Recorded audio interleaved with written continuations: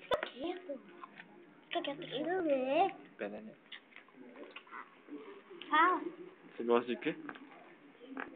De mexe. Fala. Você é cabra macho? Não, sai, macho. Você é cabra macho? Sou. Cabra macho gosta de quê? De quê? Sua avó não tá aqui, não. Perereca. Quem que gosta de perereca? Macho. Você é macho? Não. Não é, não? Menino. Quem que você é, então? Baixo, macho, machucado. Macho, machucado. É. Você gosta de quê? Perereca. Ele gosta de perereca. Não, viu? Gosta? Gosto nada. Claro que você gosta. Você não é cabra macho? Não. E cabra macho gosta de quê?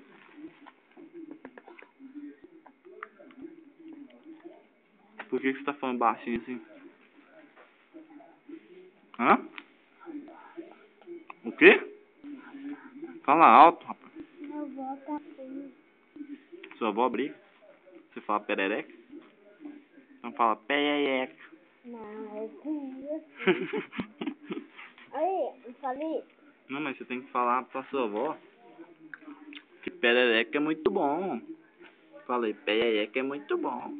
Perereca é muito bom. Isso, garoto. Ixi, lá vem. Ixi, ó. Vou falar pra ela. Não pode. Pode falar pra ela? Por quê? Me bate. Ela te bate? Ela nunca te bateu, moleque mentiroso. Bateu sim. Igual quando você estava aqui. O que você fez? Nada. O que você fez pra te bater? Nada. Ah, é claro que você fez alguma coisa pra te bater. O que você tá comendo aí? Pitota? É. Pitotinha? Não. Aqui um pouquinho. Manda um beijo aí pras gatinhas. Beijo, gatinhas. Me aguardem. Não é não?